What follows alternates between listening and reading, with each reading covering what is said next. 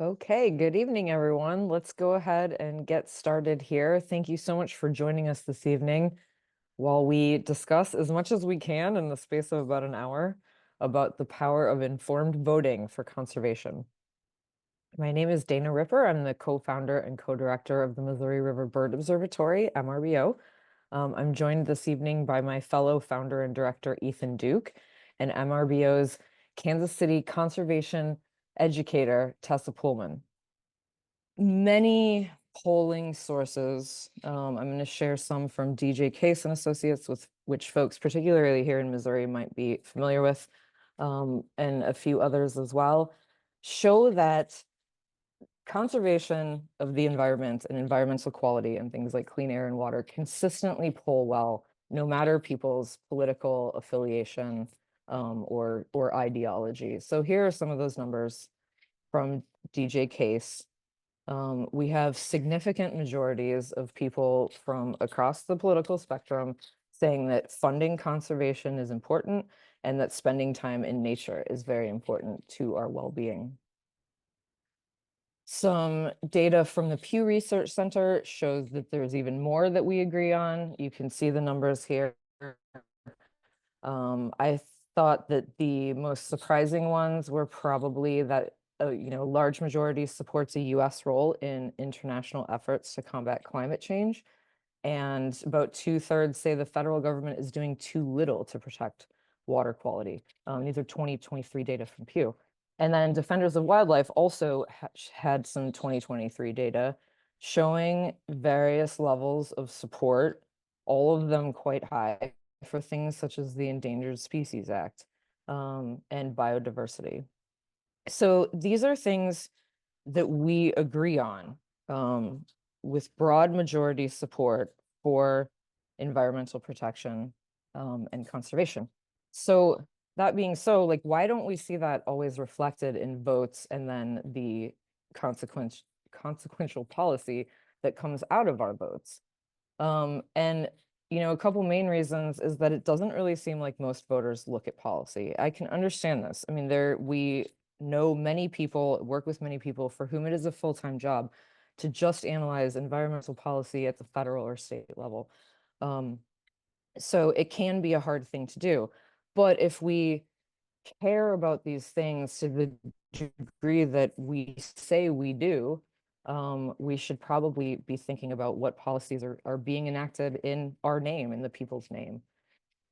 So a lot of times, unfortunately, we have this situation where politics is treated like a football game and people are just for their team or their one particular issue and are not looking across the spectrum at the policies that are ultimately going to affect their lives or the lives of their kids and grandkids. Of course, we know that some folks don't vote at all. In 2016, for example, turnout was about 60%. So the 40% of registered voters that didn't vote were more votes than either candidate received during that election. So election turnout has been very high in 2018, 2020, and 2022, but it still maxes out at about 2/3 of the voting eligible population. And in the midterm, so 2018 and 2022, it's only about 45 to 50% of people actually turn out to vote.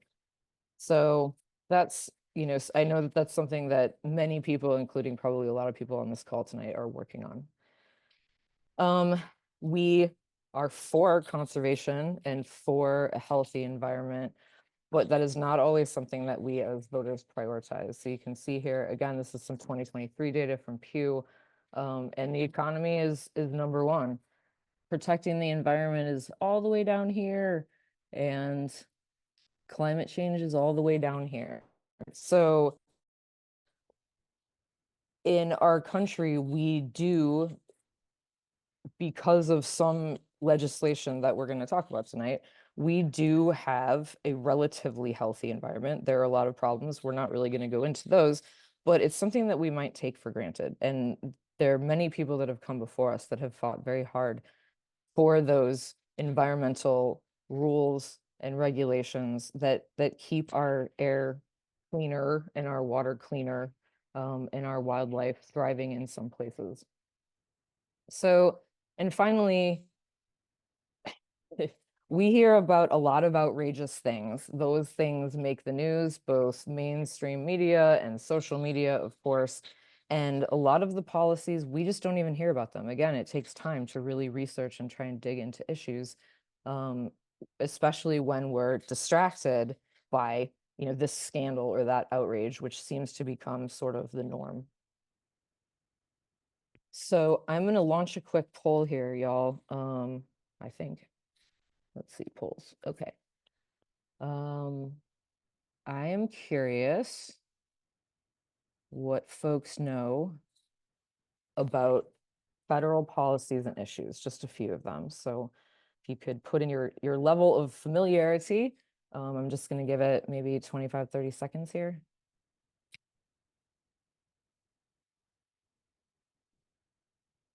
Thanks. See some answers coming in.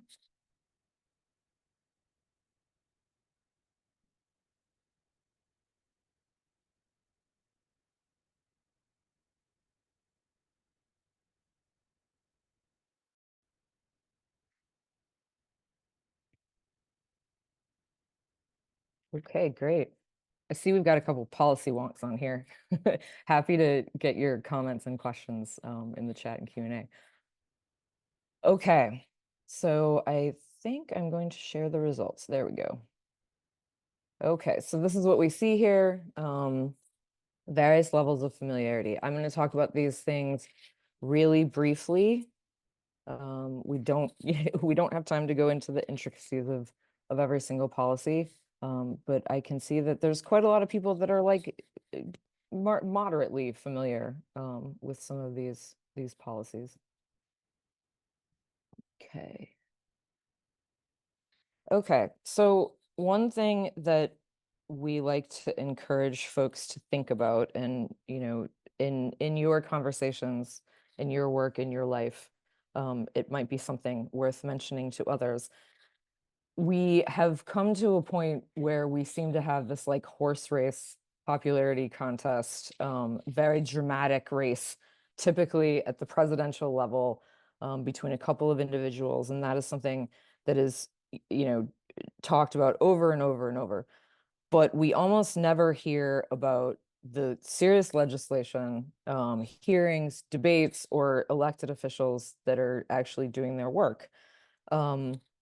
So we like to encourage folks that when you think about voting for a president, remember that what you are actually voting for is an entire administration of our federal agencies that enact, enforce, and and promulgate rules and regulations, right? And as we're seeing now too, court appointments from top to bottom as well. So it's not just, this one person against this one person. We have an entire administration whose policies affect our lives very, very much. So a couple examples here, the Environmental Protection Agency, examples of what they do are enforce and interpret the Clean Water Act and Clean Air Act, and the Department of Interior is involved in public lands management and things like the Endangered Species Act. So there is a very stark difference. I'm not going to get into all the differences between the heads of agencies and therefore how rules and regulations were interpreted and rolled out and enforced between the previous administration and the present administration. For example, one of the first acts of the EPA in 2017 was to scrub references to climate and climate change from its website. And it also very quickly reinstituted the permits for the insecticide chlorpyrifos. Those are things that have effects on our lives in an everyday fashion. Meanwhile, the current EPA has established draft national plans to address plastic pollution. It's strengthened factory farming, regs and monitoring, and it has strengthened environmental justice and education across the board. So there are definite differences in how the cabinet does its duties, depending on who we elect at various levels.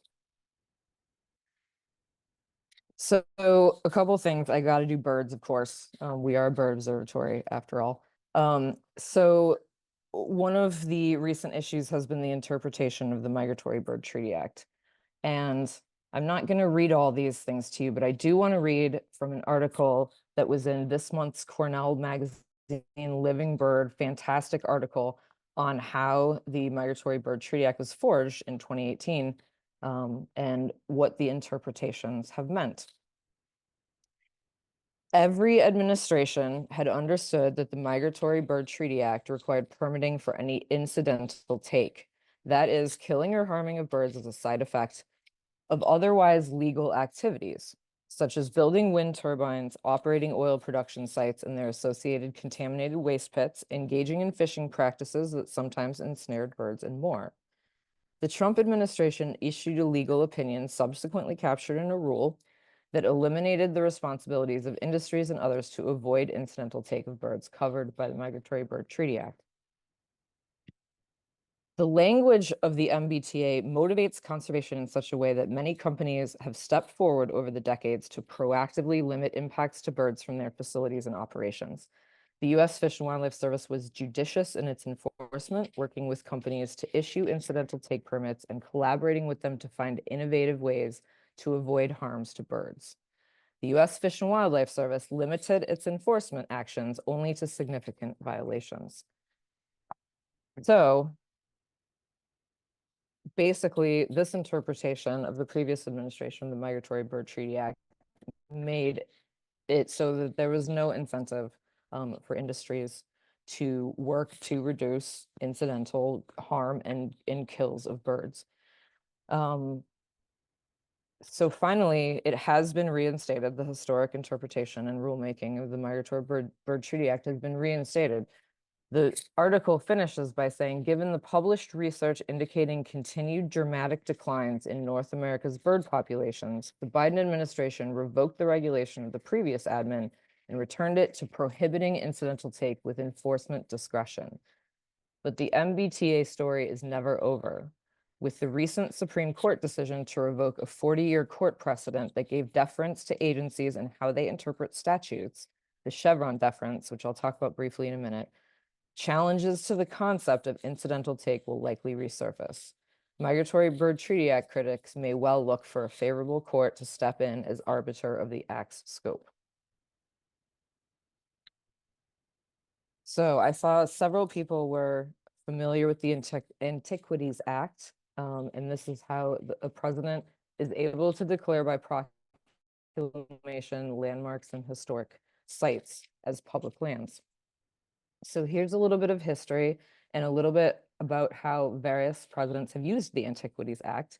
You can see that former President Obama used the act 34 times and protected a large amount of land. But former President Bush, although only using the act 6 times, also protected a large amount of acreage across the country, and including a national marine reserve as well. So I think one of the most important things about designating national monuments and historic sites, along with parks, forests, etc., is that this is our government protecting our shared natural resources. Millions of people use our national parks and monuments and forests. I don't know if folks have recently been to places like Great Smoky Mountains or Zion, but it's an issue is becoming their overuse because so many people want to visit these wonderful places. So 2017 was the first time that an administration attempted to reduce protections. That administration looked at reducing places like Bears Ears, Grand Staircase, Escalante, Cascade Siskiyou, and Gold Butte. And the main purpose for that was because mining and fossil fuel interests wanted those public lands opened up to their activities. So I'm running out of time here.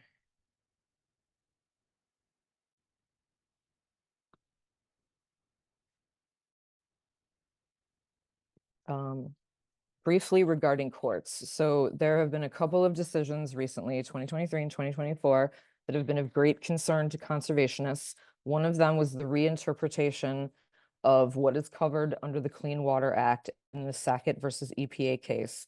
And one is the Chevron deference decision, which was referred to in the Migratory Bird Treaty Act article.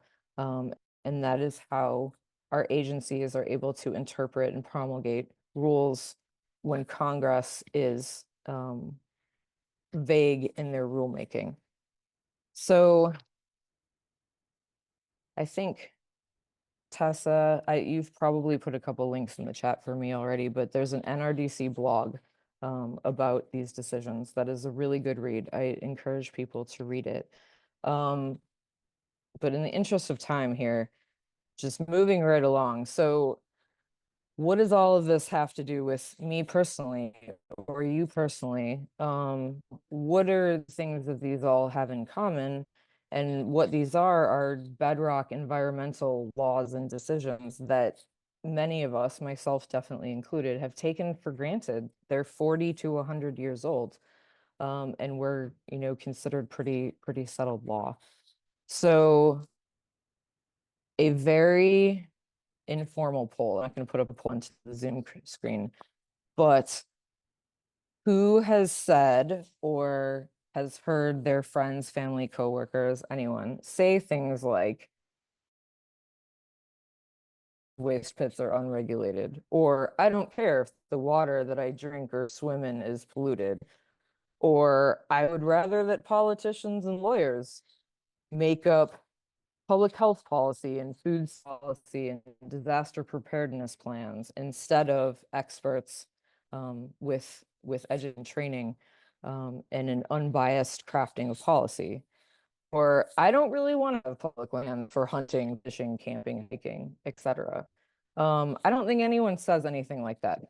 Um, but these are decisions that our administrations and Congress and the courts are deciding on all the time, and it's our votes that put them all there.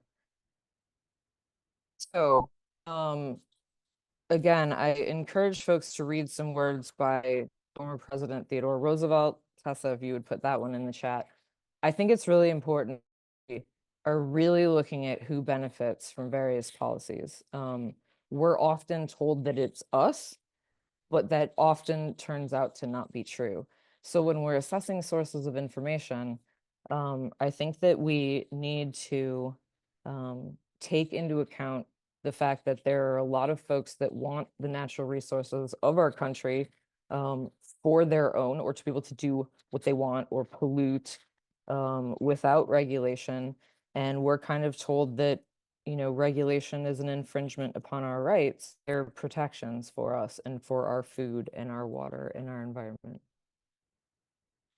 So finally, again, these are things that I'm sure folks have heard of, things like ARPA, the Inflation Reduction Act, and the bipartisan infrastructure deal. What is way less well known is how much good environmental policy and associated funding were wrapped into these packages. So there are good things that have been occurring. We just don't hear about them very much.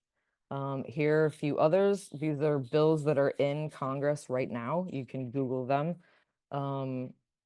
But I feel like one of the pieces of narrative that we're often given is that, politicians are all bad and it doesn't matter who you vote for if you vote because they're corrupt. Well, that's not actually really true. There are a lot of good legislators in Washington, D.C., here in Jefferson City, who are trying to do good for the people and for our environment. So a lot of this is all connected to just good human health policy, even good economic policy, social policy, and as we saw at the very beginning, is the preference of a significant majority of Americans to have good environmental protections. So just to end, remember these things, remember the hole in the ozone layer and DDT and the thinning of eggshells. Well, Bald Eagle wants us to remember that these were problems that were addressed and fixed by good policy. And so we're not worrying and hearing about the hole in the ozone layer anymore. And we've seen a comeback of birds like bald eagle and peregrine falcon once DDT was banned. So I'm about done, Eve. I'm sorry that I ran over time. Just want to say the last thing, that when I go to the polls, these are the things that I'm thinking about and that I want to see enacted. And um, I think, you know, most of us agree that nature is important and conservation is important. So we can vote for those things.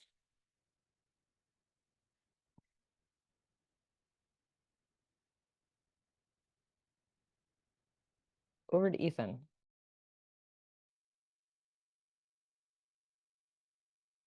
Thank you, Dana. I'm going to make sure my share is shared properly here. Yep. And I would like to just continue on what Dana was saying about there's good things happening, and I'd like to reinforce that there's a lot we can do for involvement. I'm just going to give a brief overview of why our state and local stuff matters in protecting conservation efforts and how federal policies, some of these ones that Dana was mentioning there, how they relate to ours, and about sort of the trends throughout history of our local conservation policy. And local policy matters. And here's a picture of Dana and I at Conservation Day at the Capitol with our friends, two of them from the World Bird Sanctuary there. And it's a good thing to get involved. Um, Local policy and legislation does impact us, and we often have more an immediate direct impact on our daily lives than the national stuff does. And we can address real issues that's affecting specific geographies. So we needed to give a voice in those spaces, and especially for those that can't speak. And it's possible in a lot of ways. You can see some of these photos here. There's Dana and I, of course, in Jefferson City. It's so cool. It's accessible in kind of the middle of our state. And it's good to go there and spend time. You can also see in the lower picture there, just kind of the early policy stuff. This is a resolutions meeting at Conservation Federation of Missouri's annual convention. And there you can see Dana there on the actual resolutions committee helping foster some of these resolutions and decide upon them. That particular one happened to be CFM stance supporting green schools for some resolution put forth by the Missouri Environmental Educators Association. So all these types of things, whether it's schools and public transport, all these different things are local leaders are making decisions about. And it's easier for us as residents to like participate with and talk to them throughout this decision-making process. And we can see the results firsthand. Um, what it really comes down to in a lot of these issues is about having our democratic voices heard and having some sort of local control. And there's a big theme that keeps popping up of corporate and national policy trends in conservation. And we see this from initiative petitions to bills guised in the rights that sound really good, but can actually cause more problems than protections. So feel-good slogans like right to farm or right to hunt and fish are great examples of that. I want to bring up specifically the right to farm and how this is something that passed in Missouri on a ballot measure in 2014. Missouri is just another state that kind of adopted it. And I want to show you a brief segment of a film that can kind of like, it's a trailer for a film, but it gives a little better insight than I can really quickly explain about it. And you can kind of see what it's about. Of my 30-year academic career, I spent roughly the first half as a livestock marketing specialist. We were going to make good food affordable for everyone. I believed that until about the 1980s. My grandfather that purchased this land was my mother's father. He was born and raised on this land. My kids were outside every single day. I wanted to stay here. We had a good life there. And then it was these massive animal factories. House after house after house. The waste started coming over here on us. The smell was horrific. That's when my son started getting sick a lot. He lost a lot of weight. The doctor said, I need to do a test to see if he has cancer. And that was it. That was the day I said, gone, gone, gone, gone. We're gone. This is the age of deregulation. The only question remaining, I think, is whether the economic rights of the agribusiness corporation is more important and will take priority over the basic human rights of people.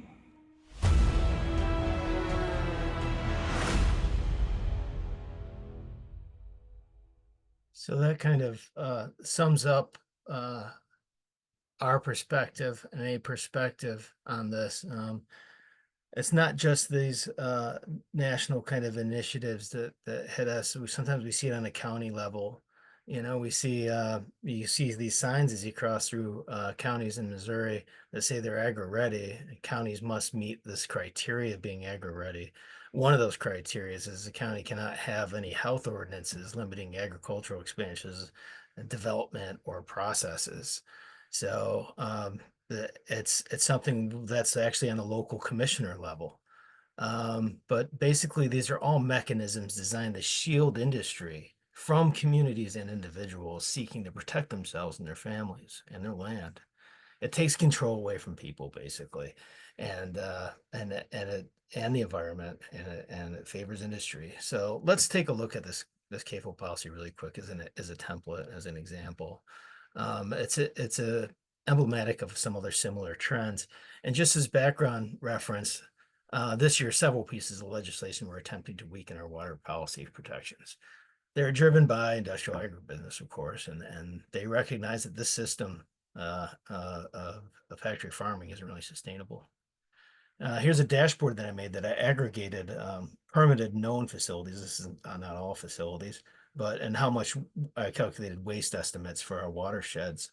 And just an example of how it's not really sustainable. This is just from known permitted places, right? And these are buildings with thousands of animals packed into them that never see the light of day. So we have environmental and economic concerns, but we also ask, like, what about the well-being of the darn hogs? You know, but that's it. If you want to look more at that dashboard, there's a QR code of it right there. And of course, with follow-ups, we'll send links to these things. But a few big corporations make the largest profits, and environmental costs are externalized. So let's look at the advocate for more conservation-friendly food system, as well as policy that does a better job of protecting our air, land, and water. And let's not continue this trend. Speaking of this trends, I'll go over some of these bills in more detail. But here's just a history of Missouri legislation. Everything from loosens restrictions on concentrated animal feeding operations, Senate Bill 391, which most people were pretty much against, which took away local control. Just got quarterbacked by industry lobbyists and late at night and legislative session, and then moved through. Changes the composition of the Missouri Clean Water Commission. So unlike another agency we'll talk about here, there's a lot of legislative control over Missouri DNR and Clean Water Commission, and they've weakened positions within the Clean Water Commission. And we have House Bill 271, primarily focused on local government transparency, included limits to the ability of local governments to regulate wind and solar energy projects, things like that. Senate Bill 353 rolled back state level environmental protections for surface mining. House Bill 1768 limited local government's ability to regulate broadband infrastructure installation. Just many little things like this, and big things proposed to remove. Here's a bill 2561 I'll dive into later, but it proposed to remove non-point source pollution. And then we have a whole category of things that fall into this last bill. This was last year, House Joint Resolution 125, attempting to weaken Missouri's Conservation Commission by shifting decision-making away from the apolitical authority and into the hands of the legislature. So just to give you a little background on that, in 1936, voters approved like by 71% to 29%, by one of the largest margins of any amendment, to fund to have a political conservation commission. So this turned into a great vision, a design for conservation that was later funded under another amendment in 1975, which really gave an eighth of a penny state sales tax to fund our conservation, designed for conservation, which includes nature centers and all sorts of amazing programs that benefit nature and people. It's a huge success, right? It's like a model for the country. But even so, we have continued attempts by legislators to take that power away. And just last session, this 125, at the same time, there's been other efforts to thwart things like the initiative petition process, the same process that let us create these great things. So we have to keep our eye on the ball there, both democratically and through policy processes. I have a poll I can launch here. And I'm trying not to take up too much time, and maybe we'll save some polls for the end, but I thought this one would be a good one to launch. Let's see if I can launch it here. Dana, can you launch the poll? I can try to. Which one do you want? Should wildlife management decisions remain under purview?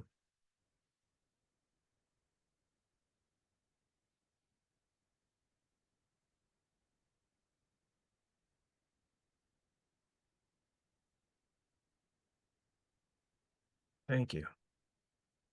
So yeah, should wildlife management decisions remain under the purview of an independent conservation commission rather than the state legislature? It's these types of questions that we have to keep asking of ourselves and asking other people when they're going to make decisions on how they're going to support various policies. So we got 61% already in, 63% in. That's pretty good. I have not done a good job explaining because there are still people that are unsure, but hopefully I can work on that. Good. We got lots of participation. I'm going to stop the sharing right now because most of you have chimed in, and I'll share the results real quick just so you see. Looks like a lot of us feel pretty similarly about it, but we need to get more information out there about it. So, well, Dana mentioned the waters of the state and the Sackett decision, Sackett versus EPA. And we saw those consequences actually come to a head in Missouri.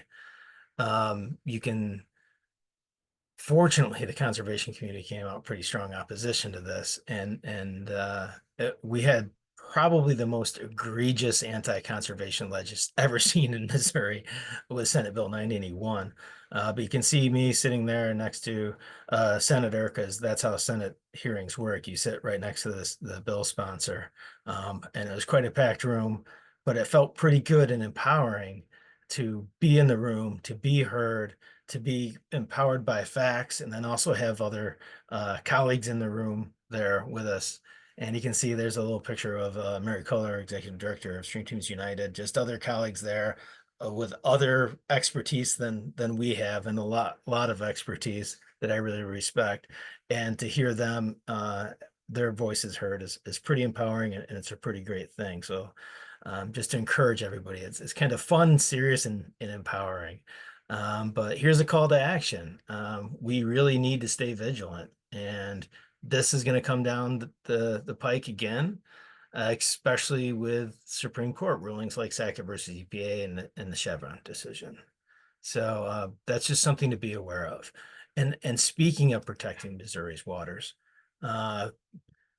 let's talk a little bit here about this year. We had another above average summer, 2024, in the dead zone measured in the Gulf of Mexico. And of course, this is caused by nutrient runoff, if you don't know, otherwise known as non-point source pollution. Historically, most of our pollution was point source, but now most of it is non-point source.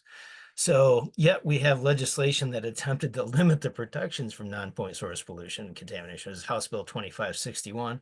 We had a pretty strong opposition to this bill, but we can expect more like it in the future, and we need your help to push back. So I was going to launch a poll and ask if people thought they should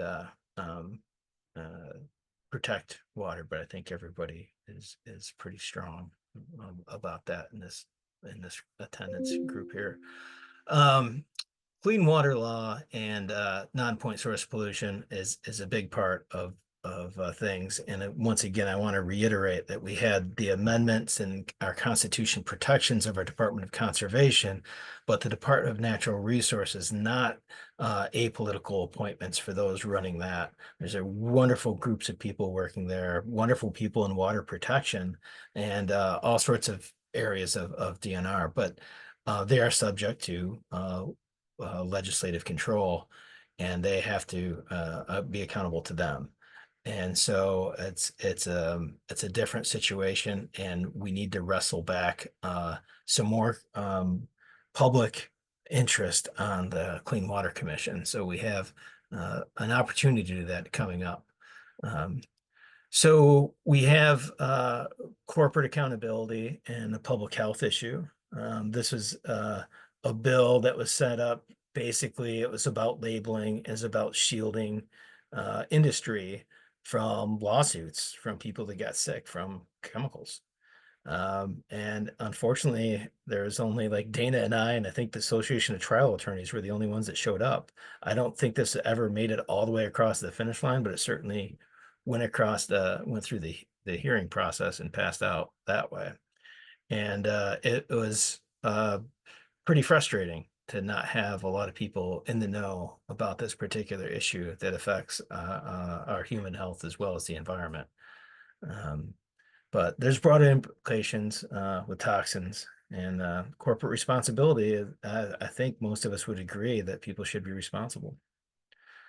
I don't want to be a downer, so I wanted to say we had some good legislation and bipartisan support to help public and private landowners deal with costly environmental damaging problem of invasive species. Here's one of the great conservation leaders in Missouri from the Conservation Federation, Ginny Wallace, speaking with the chair of the Conservation and Natural Resources Committee. Decision makers will actually listen to you. Unfortunately, the invasive species bill was thwarted by a really small but loud faction. I don't even know who they're really affiliated with, but they failed to recognize the rights of landowners to protect their properties from invasive species. But there's another strong bipartisan win to protect Missouri farms from harmful sludge being land applied, and that recognize certain processed byproducts from processing as not really fertilizer. And fortunately, the Fertilizer Control Board realized that as well. And people really stepped up, bipartisan across the board, being like, yeah, maybe since it's not really allowing them to dump that in other places and like Arkansas, maybe we shouldn't bring stuff up here either. But we still need future action on these topics. And this is where, you can make a difference. And how you can make a difference, I have my last few tips here. Know all parts of the ballot. Drill down into and find every aspect of it before you even walk into the polling place, and encourage others to do the same. And then drill down into the committees. Here's the House Natural Resources and Conservation Committee last year. And I guess Paula Brown probably took term limited out. She was the one that had a good bill on shaping up the Clean Water Commission. And that passed. Everybody was like, obviously had great support, had good bipartisan support, passed right out, flying colors, but somehow it mysteriously got killed in the process. How do you think that happened? And so it's helpful to know who these people are, what bills they have in their committees, and how to follow them. And there's a bunch of good, by remaining engaged with advocacy groups out there following these issues and bills, it really streamlines your process there, and it makes it a lot easier to follow what's going on. But now's the time to be prepared for this election. The post-election period coming up and democracy and how these processes affect us in our environment. So thank you for listening to me. And Tessa, over to you. Thanks, Ethan.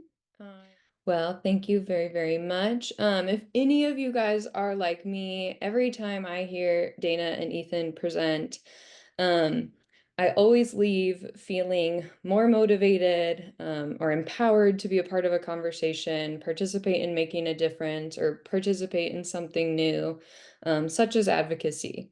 So I can only hope that I too will leave you feeling this way.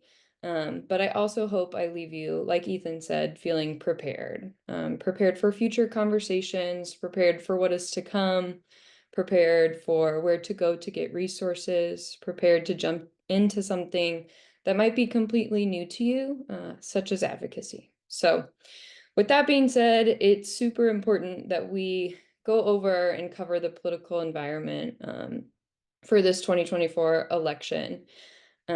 To be prepared. And to prepare for that, we must also speak to the 2020 election. And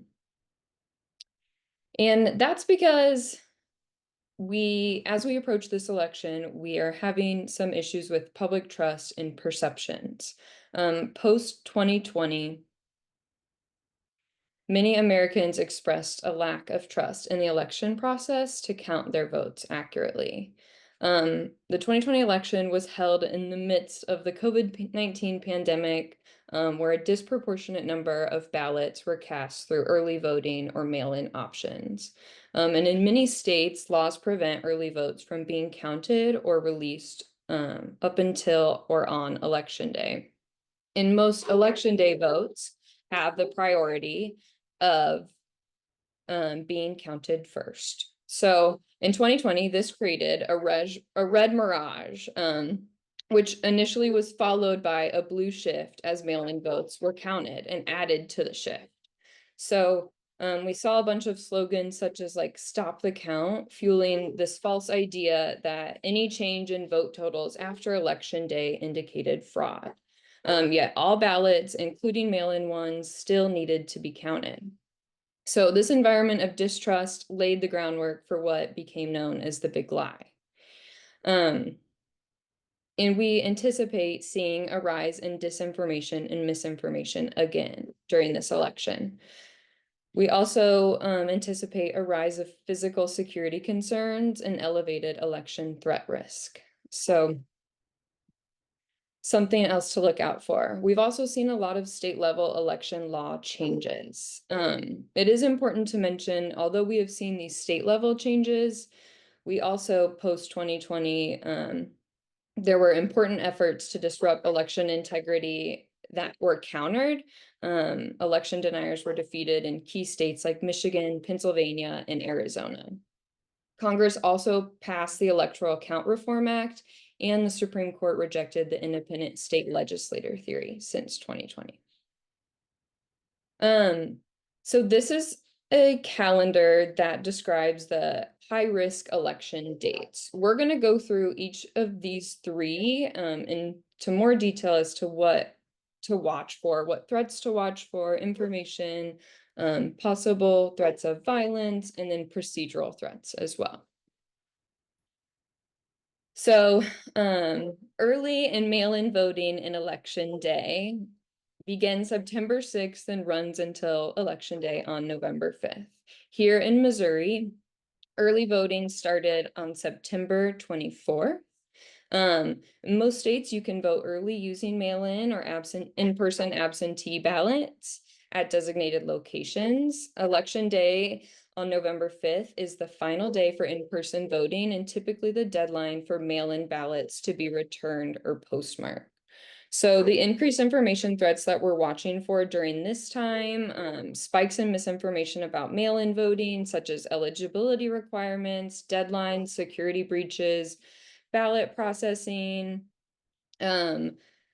Same thing, spikes and mis and disinformation about in-person voting, such as polling locations, voting equipment, requirements to vote. We're watching for threats of violence at polling locations, unfortunately. Also unlawful threats of monitoring of drop boxes, or threats of police or authorities at polling locations. These are all threats and intimidation tactics against election workers and voters. The next kind of time frame that we are looking for risks at is the post-election period. So during the tabulation and certification of votes, which runs November 5th through December 11th, this is when ballots are counted and certified first at the county and then at the state level. And then at which point a state executive appoints the state's electoral voters, which must occur by December 11th. So during this time, we're watching for misinformation on early reporting, on in-process counts, giving the impression of a red or blue mirage again, premature calls of results by news outlets causing confusion, delays in ballots, delay in ballot counting, which may result in misinformation regarding ballot tampering, destruction, or replacement. Increased threats of violence here. We're looking at it being targeted more towards county and state officials at this point, who are responsible for certifying those results.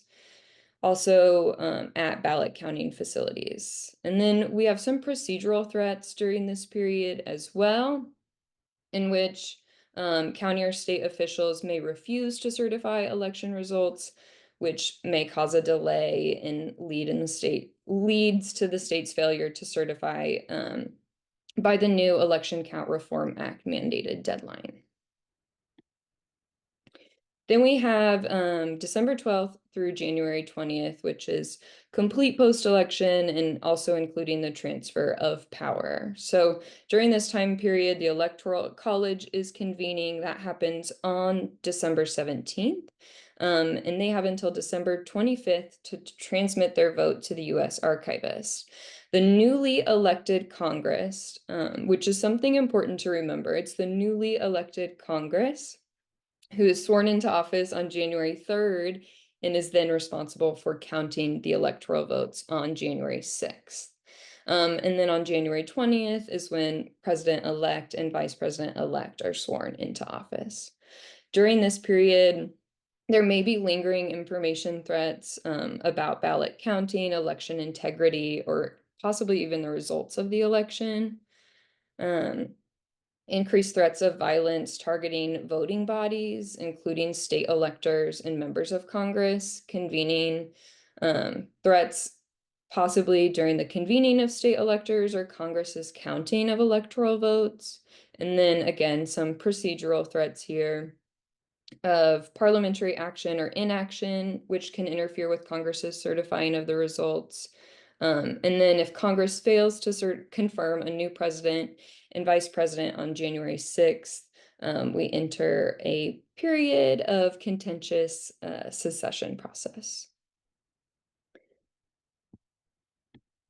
So as we approach Election Day, we anticipate false narratives to be spread and for that to continue post-election. Many of the threats and potential risk for this election cycle we talked about were mis and disinformation. And many people don't know the difference between the two or even that there is a difference. And the main difference is the intent of the information. So another way to look at that or think about this is misinformation is an honest mistake, and disinformation is neither honest nor a mistake. So disinformation is false or misleading information that is intentionally spread to manipulate people. There are some people or interest groups, organizations, and so forth that benefit from people not knowing the truth, and they create or spread untruths or simply don't bother to set the record straight. This can be for their own personal gain or financial or political gain. There are 3 common manipulation tactics that are used: divide and conquer, mislead and misdirect, overwhelm and exhaust. And in the run up to this year's election, we can be almost certain that there will be people or groups or organizations that use disinformation to suppress voter participation and turnout. In the United States, there's a long history of bad actors or people who spread disinformation using deceptive practices to spread false information in an attempt to trick people out of voting. This particularly happens to Black, Indigenous, or other communities of color or marginalized communities to keep them away from the polls. And in recent years, with the internet and social media platforms increasing the threat of voter suppression. So, what can we do to combat disinformation and correct misinformation? We can work actively not to spread it. So, this looks like being cautious of how you interact with certain posts on social media. Um, Even just clicking on the comments of a post, whether you like it or actually comment on it or share it or not, just clicking on it, clicking on the person who posted it, boosts that into social media algorithms and cause them to get more time and more views. So if you're ever unsure of something, just move on and find something credible and accurate to share and amplify instead. Set intentions, boundaries, and limits while searching for information. This really relates to those of us who aimlessly scroll through social media or news outlets. We're more likely to fall into the traps of disinformation when we don't have a plan or we're not being intentional about the information we're looking for. Always consider the motives of the messenger. This was a fact or tip that was shared with me recently and not something that I considered beforehand, before hearing this, and has really, really changed my perspective and how accurate I think things are that I read online. So this is especially important online, but always ask yourself, like what would this person or this thing or organization gain from me sharing this information? It's also important to find out what you can about the person sharing the information or the author of the information. Verify that information through multiple sources you trust on your own. Trace any claim to its original source before sharing it. And then, of course, always evaluate the impact and spread of the disinformation before sharing it, even before responding.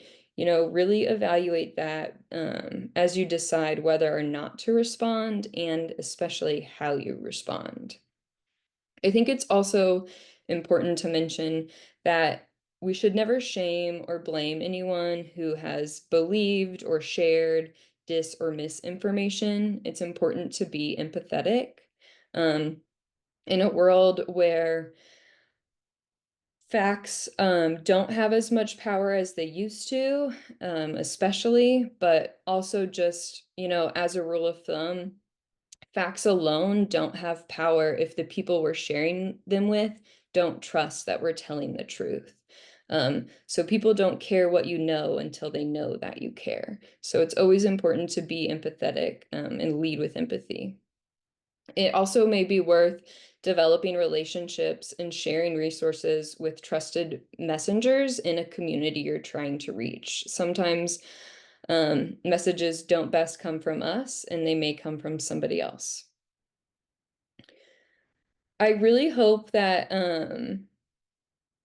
these are easy to remember, especially as you find yourself scrolling and paying attention to the news cycles and the news outlets this upcoming week. Just remember that there are people out there who intentionally spread disinformation and have a lot to gain from it. So always be sure to double, triple check your sources and where information that you're getting and you're sharing is coming from.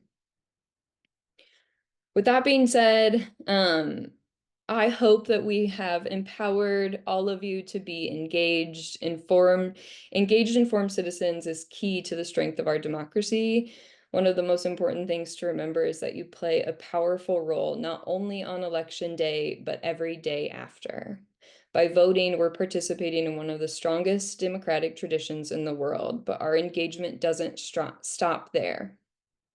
It's natural to feel anxious during this election process, especially given the environment and the landscape of it this year.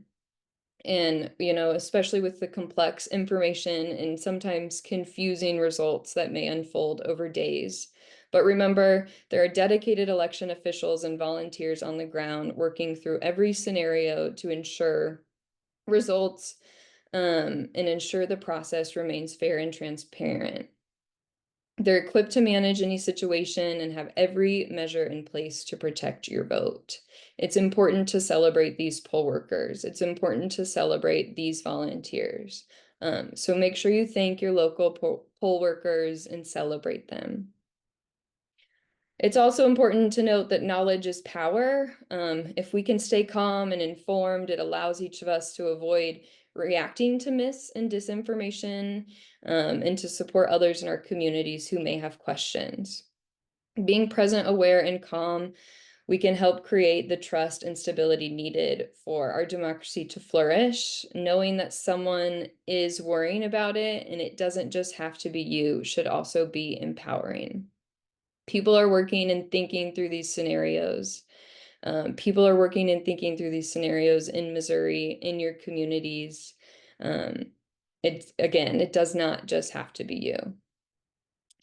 Once the election ends, our civic duty does not stop. Democracy thrives when we continue to stay engaged, everybody. So stay engaged through your local meetings, through volunteering, supporting causes, helping hold our leaders accountable, celebrating poll workers, voting.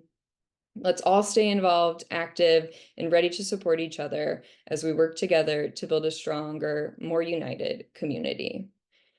It's also important to remember your voting rights. So remember that polling locations are open from 6 a.m. to 7 p.m. on election day. And if you are in line at 7 p.m., you still have the right to cast your vote. If you run into any issues or problems on election day, here are the Our Vote hotlines that you can call. So with that, I will pass it back over to Dana and Ethan, and I hope that you all feel empowered and that you all stay engaged. Thank you for that, Tessa. Thanks, T.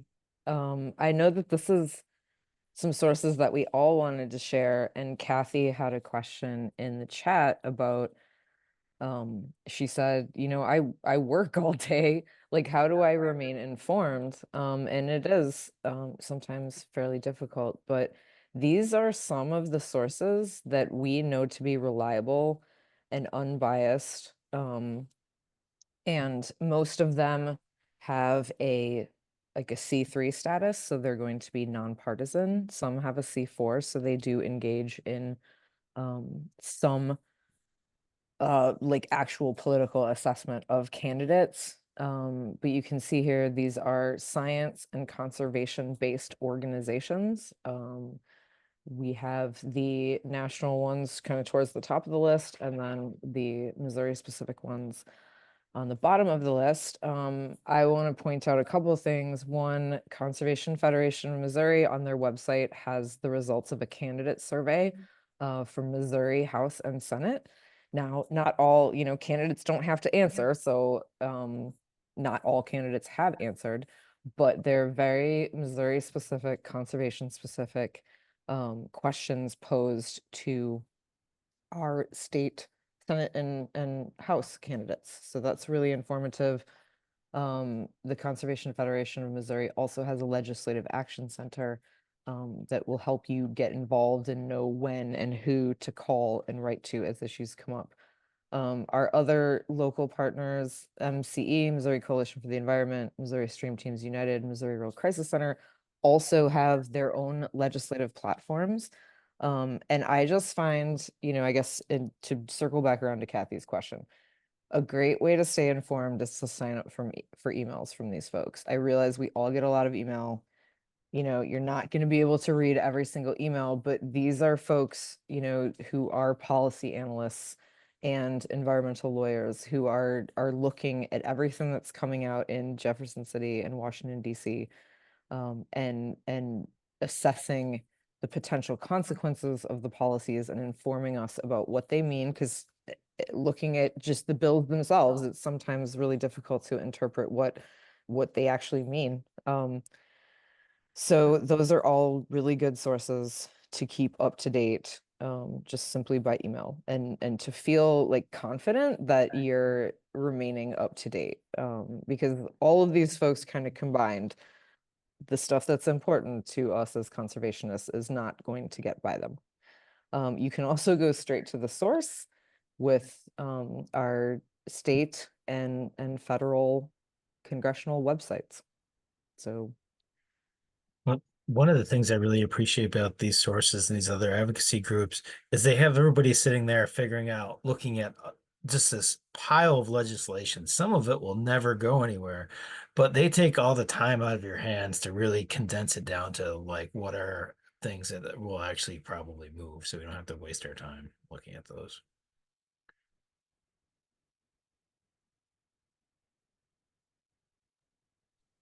anything else either of you want to add on this? Then we'll go to our very last slide, which is the announcement of MRBO's Winter Learning Series.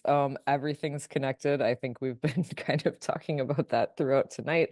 We're lining up 13 guest speakers for every Monday throughout January to March of next year. I know some of you folks that are on here tonight have been at our previous Winter Learning Series. I trust that this one's going to be just as awesome, because we are recruiting a lot of really good presenters on a variety of conservation related topics. Oh, that was the other thing that I wanted to say in terms of consulting sources is a lot of different organizations have excellent webinars. Some of them are during the workday. A lot of them are during the evening though, where people on various and very specific topics explain to us the issue, the policy in question, or even just like a deeper dive into the background of the topic. So all of these are really good ways to remain an informed civic participant. Thank you all for attending. Hang in there, everybody. We'll all be here on the other side, and we have a lot to look forward to and continuing making progress. If anybody has any questions, feel free to put them in the chat. We'll stick around and answer any other questions if you have any burning questions too. But thank you all. Not seeing questions come in. Thanks for your thanks, everybody. I don't see anything Thanks. in the Q&A. Do Yeah. you all? Q&A? Nope. Okay. Great. That was a lot to chew on, I guess. Yeah. All right. Have a good night, everybody. Have a good night, everyone. Thank you.